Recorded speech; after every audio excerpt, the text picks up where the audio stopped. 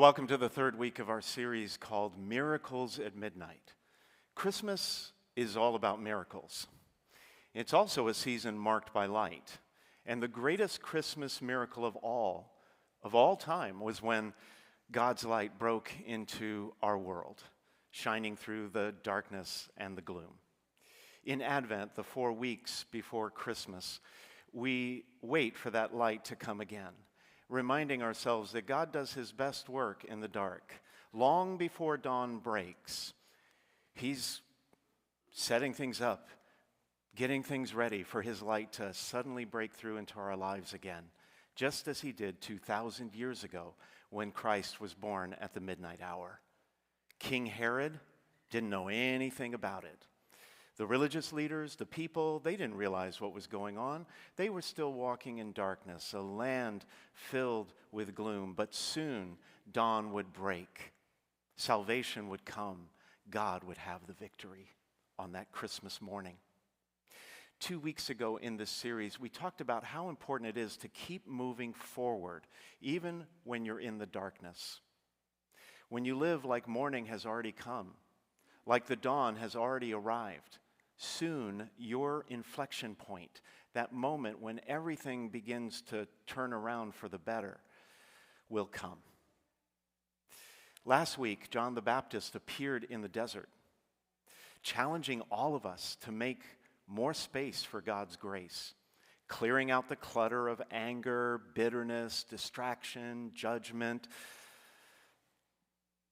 unhealthy activities, resentments, and grudges, changing our lives to make room for the light to come. Today I want to talk with you about look for the light. Years ago when I was in the seminary, I was assigned to a parish in the outer Sunset district of San Francisco, where all that fog is. And I was on something called a pastoral year. Somewhere in the middle of your studies, after the second or the third year, you'd step away from the classroom, leave the seminary grounds, and go live at a parish for about 9 months, learning from the pastor and getting to know the people. It was kind of like a test drive to see whether parish life was the right fit. When I was there, one afternoon, a staff member called me, and he asked me to come down to the church as soon as possible. The pastor was away, and there was a problem. It's my first test. And when I arrived, he led me up to the altar, to the candle banks on either side of the altar. You know those candle banks where people light those small votive candles as a symbol of their prayers. The problem was, all those candles were out. None of them were lit. The entire church was in darkness. It was very, very unusual. Usually all those candles would be lit, but not now. The staff member pointed to a woman standing off to the side, and he said, "Roger, this woman came in and just blew out all the candles." I thought, are you kidding me? People paid good money for those candles to light those candles. So I walked over to her and I said, "Ma'am, why did you do that?" And she looked at me with all seriousness and said, "God told me to."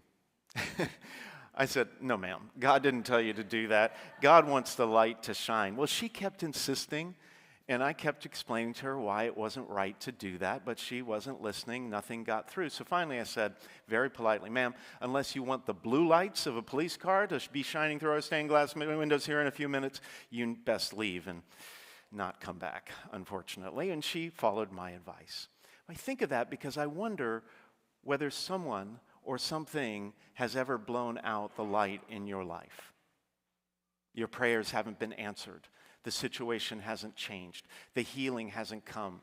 That loved one isn't back in church. Your marriage still feels stuck. Your finances still strained. Your heart still heavy. Can I encourage you? No matter what's happening, don't let anyone or anything snuff out the light burning inside of you. Don't walk away in the dark. Always, always look for the light. In today's first reading, the prophet Isaiah was speaking to a people who were living through one of Israel's darkest chapters. Under King David, they had been the envy of the world, a leading light for many other lands and peoples, but now it had been torn apart by civil war. And worse than that, the powerful empire of Assyria was sweeping through the ancient world like a tidal wave, crushing kingdoms, burning cities, leaving devastation behind everywhere it went. And now Israel was in the crosshairs. It was truly a midnight hour for God's chosen people. But once again, into that darkness, Isaiah spoke words of hope. He was relighting their candles, so to speak. He painted a picture of deserts suddenly bursting into bloom, weak hands made strong, fearful hearts made brave, the blind seeing again, the lame walking again, captives returning home with joy. He said, strengthen the hands that are feeble, make firm the knees that are weak. Say to those whose hearts are frightened, be strong, fear not. Here is your God. He comes with vindication, with divine recompense. He comes to save you. I love that quote. But Isaiah spoke those words long before anything had changed. Yet he knew the light was coming. Dawn was on the way. He was telling his discouraged, beleaguered people, don't give up. Keep going. Always keep looking for the light. Scientists tell us that the dawn of a new day actually comes in several stages. It's not like God just flips a switch and it's a new day. It slowly and steadily, the light begins to unfold. And the first stage of that is called astronomical dawn. The sun is about 18 degrees below the horizon. The light has just begun to bend over the curvature of the earth. But you can't perceive it yet. You look outside and it still looks like midnight. But mathematically, astronomically, scientifically, it's already a new day. God has already turned the world toward the light of his Son. This is where John the Baptist was in today's gospel, sitting in a dark prison cell, overwhelmed by doubt. John had told everyone Jesus was the Messiah, announced it publicly, even baptized him. But now John wasn't so sure. He wasn't so sure. Jesus had not turned out to be the Messiah he had expected. Instead of overthrowing the Romans like a powerful king, restoring Israel to its former glory, Jesus was going around healing the sick and dining with sinners and talking about mercy and forgiveness. John sat in that prison cell alone, discouraged, worried, filled with doubt, awaiting execution. It was definitely his midnight hour. Years ago, I went on a police ride-along. You guys know what that is? When you actually go with the police in their patrol car for a shift. It's fascinating. A friend of mine was on the force in San Francisco, and it was a great experience. He worked a shift called the morning watch, which meant we were out all night until the sun came up the next day. One moment I remember in particular. It was about 4 a.m., astronomical dawn. It was pitch black outside, no hint of morning. But I saw all these people walking around on the streets of San Francisco.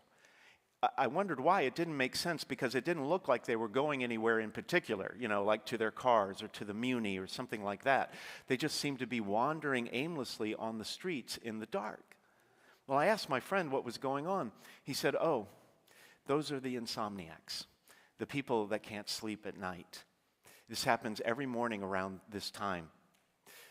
After tossing and turning until the wee hours, they would finally get up out of frustration and go for a walk.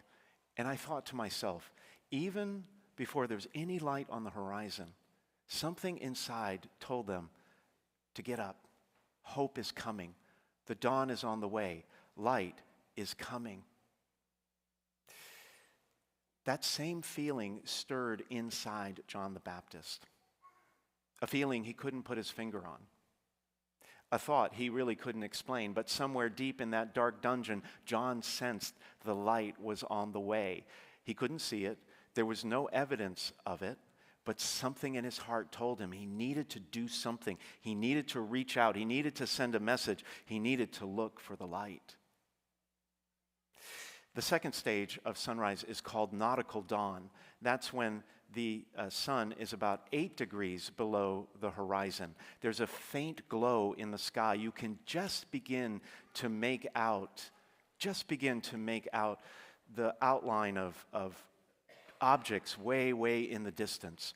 Emotionally and spiritually, it's that moment when a verse of Scripture suddenly hits you in a different way, in a very helpful way, like never before, or a friend says the exact thing you needed to hear in that moment. A door cracks open, a prayer feels less empty, less forced. A spark of hope begins to rise on the inside with no logical explanation. You're not in the light yet, but you can begin to see the outline of where God might be at work. And sitting in the darkness, sitting with his doubt, John the Baptist kept thinking about the things he had heard that Jesus was doing. And the hope began to build in his heart, just enough hope to believe that maybe he had not gotten it wrong. Maybe things would work out in the end. The gospel says when John heard in prison of the works of the Messiah, he sent his disciples to Jesus with this question: are you the one who is to come, or should we look for another? And that's when the third stage of daybreak, what's known as civil dawn, flooded John's soul with light. Civil dawn is when the sunrise is moments away. The sky fills with light. Your confidence begins to return. Fear starts to lose its grip.